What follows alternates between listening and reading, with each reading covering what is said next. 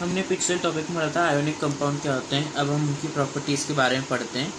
तो उसके लिए एक्टिविटी दे रखी है, activity 3.13। Take a sample of sodium chloride, potassium iodine, barium chloride और any other salt from the science laboratory. What is physical state of these salts.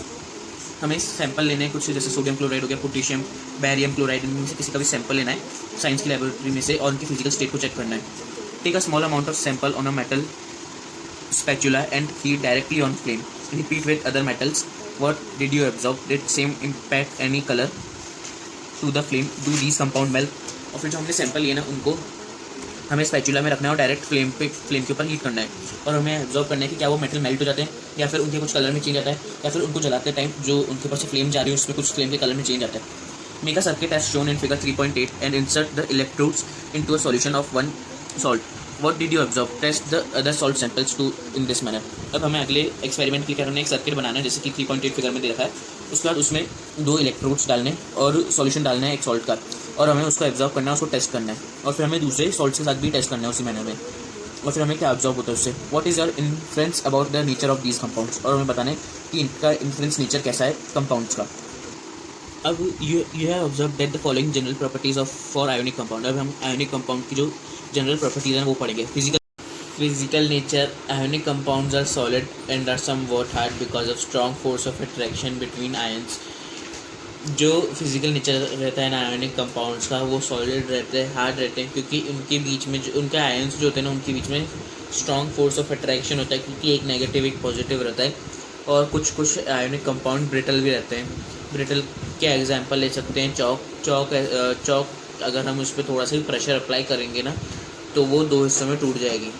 Melting and boiling point, ionic compounds have high melting and boiling points. This is because considerable amount of energy is required to break the strong interionic attraction. उनका जो melting और boiling point होता है ना बहुत ज़्यादा high होता है क्योंकि उनका जो कंसिडरेबल उनको जितनी अमाउंट ऑफ एनर्जी चाहिए ना उनके जो इंटरआयोनिक अट्रैक्शन को तोड़ने के लिए वो बहुत ज़्यादा चाहिए होती है तो इतनी हम प्रोवाइड नहीं कर सकते, इसलिए उनका मेल्टिंग बॉइलिंग पॉइंट बहुत ज़्यादा हाई होता है। Solubility, electrovalent compounds are generally soluble in water and insoluble in solvents such as kerosene and petrol.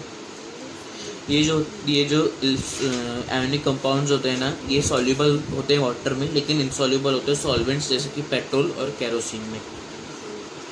Conduction of electricity, ionic compounds अगर सॉलिड स्टेट में रहते ना तो गुड कंडक्टर नहीं होते इलेक्ट्रिसिटी के, लेकिन अगर ये मॉल्टन स्टेट में रहेंगे तो ये गुड कंडक्टर होंगे इलेक्ट्रिसिटी के। Occurrence of metal, the earth crust is the major source of metal. जो अर्थ क्रस्ट है वो एक बहुत मेजर सोर्स है मेटल का। जो सी वाटर है वो सॉल्युबल सॉल्ट है जैसे सोडियम क्लोराइड, मैग्नीशियम क्लोराइड। जो एलिमेंटल कंपाउंड्स अर्थ क्रस्ट में अकर होते हैं उन्हें हम मेटल्स मिनरल्स बोलते हैं। और कुछ प्लेसेस में जो मिनरल बहुत हाई परसेंटेज में होता है और ये मेटल प्रॉफिटेबल होता है इसे हम ओर बोलते हैं। Extraction of metal. You have learned about the activity series of metal. Having this knowledge, you can easily understand how a metal extracted from its ore. हमने रिएक्टिविटी सीरीज़ के बारे में पढ़ा है कि हमें ये भी बता सकते हैं कि एक ओर में से एक प्योर मेटल कैसे निकाल सकते हैं, इतनी नॉलेज है। Some metals are found in earth crust in the free state. Some are found in the form of their compound. The metals at the bottom of the activity series are the least reactive. और कुछ metals जो हैं ऐसे naturally found हो जाते हैं, कुछ earth crust के अंदर होते हैं और जो रिएक्टिविटी सीरीज़ में जो सबसे नीचे मेटल्स होते हैं वो लेस रिएक्टिव होते हैं। ये फ्री स्टेट में फाउंड हो सकते हैं। इसका एग्जांपल हो सकता है गोल्ड, प्लैटिनम, कॉपर, ये सारे फ्री स्टेट में फाउंड होते हैं। कॉपर और सिल्वर जो है ये भी कंबाइन होते हैं एज ये copper and silver are also found in combined state as their sulphide और ऑक्साइड। कॉपर और सिल्वर ऐसे फ्री स्टेट में फाइंड नहीं होते, ये इनके सल्फाइड या फिर ऑक्साइड और में फाइंड होते हैं। The metals at the top of activity series like KNaCaMg are so reactive that they never found in nature as free element. जो भी मेटल टॉप पे होंगे ना वो सारे बहुत ज़्यादा रिएक्टिव मेटल्स होते हैं जैसे कि KNaCaMg और ये कभी भी फ्री स्टेट में फाइंड नहीं होते हैं। These metals the metal in the middle of the activity series, just like Zn, Fe, Pb, are moderately reactive. They are found in the earth crust mainly as oxides, sulfides और carbonates. और फिर जो metal middle में आते हैं ना, वो moderately reactive होते हैं, जैसे कि Zn, Fe और Pb. ये अर्थ क्रस्ट में फाइंड होते हैं ऑक्साइड्स की फॉर्म में, सल्फाइड्स की फॉर्म में या फिर कार्बोनेट्स की फॉर्म में. You will find that the ores of many metals are oxides. This is because of oxygen is a very reactive element and is very abundant on the earth. और कुछ metals के जो ओर होते हैं ना, वो ऑक्साइड्स की फॉर्म में होते हैं. क्यों ऐसा इसलिए होता है क्योंकि वो मेटल के ओर और ऑक्सीजन रिएक्ट कर लेते हैं. ये ऑक्सीजन जो है पूरे ऑल ओवर अर्थ पे फैली हुई है और ये बहुत ज़्यादा हाईली रिएक्टिव होती है, इसलिए ये दोनों रिएक्ट करते हैं और ऑक्साइड को फॉर्म करते हैं. Thus, on the basis of reactivity, we can group the metal into 3 categories: metal of low reactivity, metal of medium reactivity, metal of high reactivity. Upon reactivity series की basis पर metal को 3 categories में divide कर सकते हैं, जैसे metal of low reactivity, metal of medium reactivity और metal of high reactivity. और इनकी different techniques होती है ताकि अपन हर एक metal को उनकी हर एक category में डाल सकें. कुछ स्टेप इन्वॉल्व होते हैं ताकि अपन ओर से एक प्योर मेटल निकाल सकें. ये इस डायग्राम में आपको बताया जाएगा. और कॉन्सेंट्रेशन ऑफ ओर, इसके 3 स्टेप होते हैं: metals of high reactivity, metals of medium reactivity, metals of low reactivity. अब इन तीनों मेटल्स से प्योर मेटल निकालने के अलग अलग स्टेप्स होते हैं. मेटल्स ऑफ हाई रिएक्टिविटी, इसको अगर प्योर मेटल निकालना है तो इसको इलेक्ट्रोलाइसिस करेंगे मोल्टन ओर का, उसके बाद उससे प्योर मेटल मिल जाएगा. मेटल्स ऑफ मीडियम रिएक्टिविटी, इसको 2 तरीके होते हैं इनको निकालने के लिए. अगर वो कार्बोनेट ओर की फॉर्म में होगा तो कैल्सिनेशन की फॉर्म से हम ऑक्साइड ऑफ मेटल निकाल सकते हैं. अगर सल्फाइड ओर में होगा तो हम उसकी रोस्टिंग करेंगे और फिर उसके बाद हमें ऑक्साइड मेटल मिल जाएगा. ऑक्साइड मेटल को हम फिर रिडक्शन करेंगे मेटल में और फिर उस मेटल की प्योरीफिकेशन होगी तो उससे हमें प्योर मेटल मिल जाएगा. अब आता है last, metal of low reactivity. इससे मतलब ये जो है सल्फाइड ओर की फॉर्म में होते हैं, फिर हम उन सल्फाइड ओर की रोस्टिंग करेंगे, उनको मेटल में फॉर्म करेंगे और फिर उन मेटल्स की रिफाइनिंग करेंगे तो हमें प्योर मेटल मिल जाएगा. इनरिचमेंट ऑफ ओर्स, जो अर्थ से ओर निकाली जाती है उसमें बहुत सारी लार्ज अमाउंट में इम्प्योरिटीज़ मिली हुई होती है, जैसे सॉइल, सैंड, ये सब इनको गैंग कहते हैं. तो हमें क्या करना है, हमें प्योर मेटल निकालनी है. हमें प्योर मेटल निकालने के लिए इन इम्प्योरिटीज़ को रिमूव करना बहुत ज़रूरी है उस ओर में से. तो ये रिमूविंग करने की जो प्रोसेस होती है ना, इसमें क्या होता है, डिपेंड करता है कि फिजिकल और केमिकल प्रॉपर्टीज़ क्या है गैंग की और ओर की. ठीक है, उनके डिफरेंस को चेक करना बहुत ज़रूरी है. Different separation techniques are accordingly employed. और हर तरह की जो मेटल होती है उसकी सेपरेशन टेक्निक अलग अलग होती है. जैसे extracting metal low in activity series, अगर एक्टिविटी सीरीज में वो मेटल लो पे है तो उसको कैसे निकाला जाएगा. तो metal low in activity series are very unreactive. The oxide of this metal can be reduced to metal by heating alone.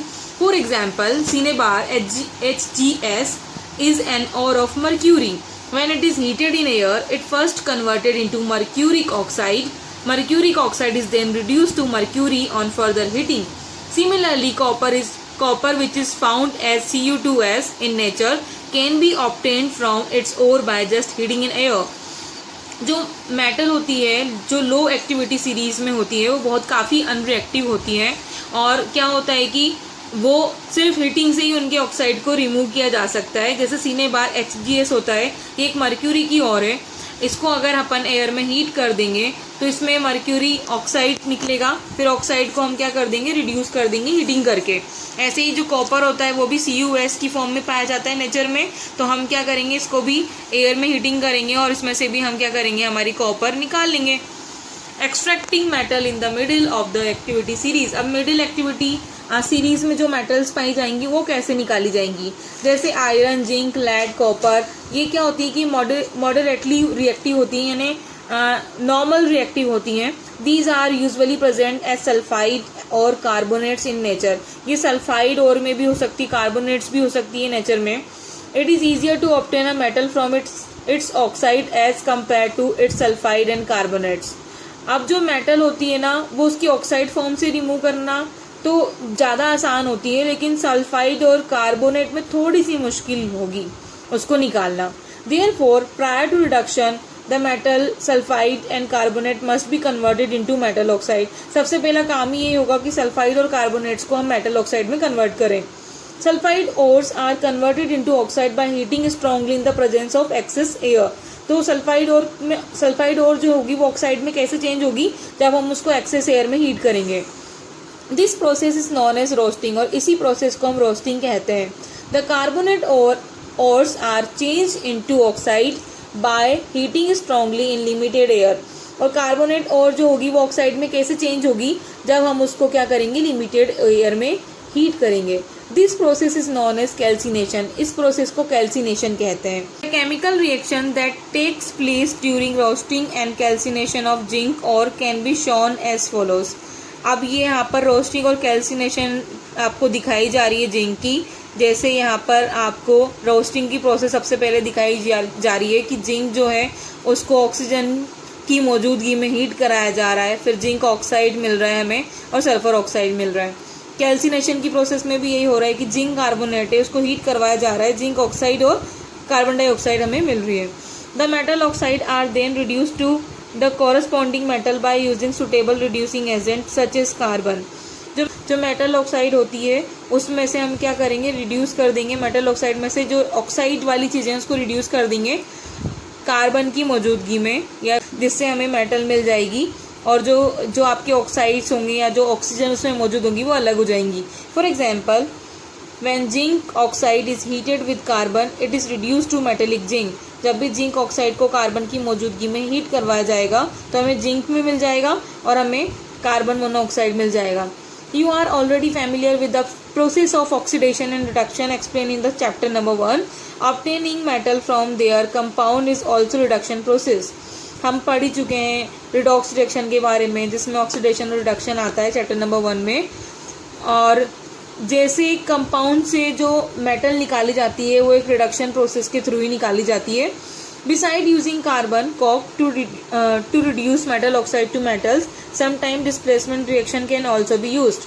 अगर आप कार्बन को यूज़ ना भी करो तो डिस्प्लेसमेंट रिएक्शन जो होती है उसको यूज़ कर लो ताकि हमें मेटल मिल जाए। द हाईली रिएक्टिव मेटल जो होगी जैसे सोडियम, कैल्शियम, एल्यूमिनियम जो होंगी are used as reducing agent because they can displace metal of lower reactivity from their compound. जो हायर रिएक्टिव मेटल होंगी ना वो लोअर रिएक्टिव मेटल को उनके कंपाउंड से अलग कर देंगी और रिप्लेस कर देंगी। For example, when manganese dioxide is heated with aluminium powder the following reaction take place. ये मैग्नीज डाइऑक्साइड है, यहाँ पर इसको एल्यूमिनियम के साथ में हमने रिएक्ट करा तो हमें मैग्नीज मिल गया, एल्यूमिनियम ऑक्साइड अलग हो गया, हीट अलग हो गई। Can you identify substance that are getting oxidise and reduce. आप आइडेंटिफाई कर सकते हो कि कौन इसमें ऑक्सीडाइज हुआ है, कौन इसमें रिड्यूस हुआ है। चैप्टर नंबर 1 पढ़ लो उसके लिए। These displacement reaction are highly exothermic. ये जो डिस्प्लेसमेंट रिएक्शन होंगी ना वो बहुत ज़्यादा एक्सोथर्मिक होगी। The amount of heat evolve it's so large that metals are produce is in molten state. जो हीट होगी बहुत ज़्यादा लार्ज होगी, लार्ज मात्रा में इवॉल्व होगी। क्यों? क्योंकि ये जो मेटल होगी वो मोल्टन स्टेट में प्रोड्यूस हो रही है। In fact the reaction of iron third oxide Fe2O3 with aluminium is use to join railway track और क्रैक्ड मशीन पार्ट। जो रिएक्शन होती है आयरन थर्ड ऑक्साइड की एल्यूमिनियम के साथ में, जिससे हमें रेलवे ट्रैक्स या क्रैक्स जो होते हैं मशीन पार्ट्स की वो जॉइन किए जाते हैं, ये जो रिएक्शन होती है ना इस तरह की रिएक्शन को थर्मिट रिएक्शन कहते हैं। यहाँ पर रिएक्शन भी आपको दे रखी है, इसमें भी हीट बहुत ज़्यादा इवॉल्व हो रही है। अब जो टॉप एक्टिविटी सीरीज वाली मेटल होती हैं उनको कैसे हम रिड्यूस करेंगे, कैसे हम उनको उनमें से असली मेटल को पालेंगे, चलो चेक करते हैं। The metals high up in the reactivity series are very reactive. जो मेटल सबसे ऊपर मौजूद होती है रिएक्टिविटी सीरीज में बहुत ज़्यादा रिएक्टिव होती हैं, वो क्या करेंगे, उनको हीटिंग करने से नहीं मिलेगी, हमें कार्बन के साथ हीट करके हम उनको नहीं पा सकते। For example, carbon can not reduce the oxide of sodium, magnesium, calcium, aluminium to respective metal. जो कार्बन होगा ना इन सब से ऑक्साइड नहीं निकाल सकता। This is because these metals have more affinity for oxygen than carbon. जो ये क्यों होता है, जो ये मेटल्स होती हैं ये ज़्यादा ऑक्सीजन के लिए ज़्यादा एफिनिटी शो करती हैं कार्बन की अपेक्षा। These metal are obtained by electrolytic reduction. तो ये मेटल जो होंगी वो इलेक्ट्रोलाइटिक रिडक्शन से ही निकलेंगी। For example sodium, magnesium and calcium are obtained by electrolysis of their molten chloride. Sodium, magnesium, calcium जो होती हैं वो उनके मोल्टन क्लोराइड की इलेक्ट्रोलाइसिस से ही ऑब्टेन होती हैं। The metal are deposited at cathode negatively charge electrode whereas chlorine is liberated at anode. जो मेटल होगी वो डिपॉजिट हो जाएगी कैथोड पर और जो क्लोरीन होगी लिबरेट हो जाएगी एनोड पर। रिएक्शन है यहाँ पर ये, कैथोड पे क्या होगा जैसे सोडियम है और एनोड पर क्या होगा क्लोरीन है। Similarly aluminium is obtained by electrolytic reduction of aluminium oxide. जो एल्यूमिनियम है इसी तरह से आप निकाल सकते हो उसके ऑक्साइड से। Refining of metal, the metal produce by various reduction process describe above are not very pure.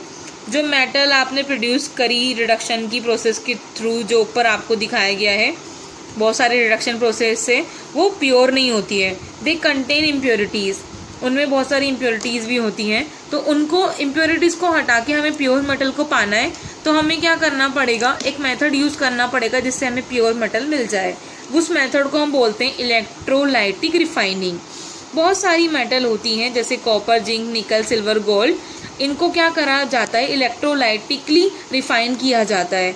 इसमें क्या होता है जो इम्प्योर मेटल होती हैं वो एनोड की बनी हुई होती हैं and a thin strip of pure metal is made the cathode. अच्छा, इम्प्योर मेटल जो होंगी ना वो एनोड पर चली जाएंगी और जो प्योर मेटल होंगी वो कैथोड पर आ जाएंगी। और इसमें एक सॉल्यूशन भी यूज़ किया जाएगा, ठीक है, मेटल सॉल्ट सॉल्यूशन, जिससे हम क्या करेंगे इस प्रोसेस को अंजाम दे पाएंगे। The apparatus is set up as shown in the figure 3.12. On passing the current through the electrolyte, the pure metal from the anode dissolve into electrolyte. क्या होगा कि जब करंट पास करोगे इसमें तो जो प्योर मेटल होंगी ना वो डिजोल्व हो जाएंगी इलेक्ट्रोलाइट में। Equivalent amount of pure metal from the electrolyte is deposited on the cathode. और इलेक्ट्रोलाइट से प्योर मेटल के इक्विवेलेंट अमाउंट जो होंगे ना वो डिपॉजिट हो जाएंगे कैथोड पर। The soluble impurities go into solution, और जो इम्प्योरिटी होगी वो सॉल्यूशन में चली जाएगी। Whereas insoluble impurity settle down at the bottom of anode known as anode mud. और जो इनसोल्यूबल इम्प्योरिटीज होगी वो सेटल डाउन हो जाएंगी एनोड के बॉटम पर, जिसको हम एनोड मड भी कहते हैं। ये एक डायग्राम है जहाँ पर कॉपर की रिफाइनिंग हो रही है ना। इसमें क्या करा है कि जो सॉल्यूशन लिया है उसको बोला है copper sulphate solution, acidified copper sulphate solution. Anode, यहाँ पर एनोड जो है ना वो इम्प्योर कॉपर है और कैथोड जो है वो प्योर कॉपर है। हमने इसमें इलेक्ट्रिक करंट जब भी पास करवाएंगे तो जो प्योर कॉपर होगी वो डिपॉजिट हो जाएगी कैथोड पर। ये डायग्राम आता है, बहुत इंपॉर्टेंट है।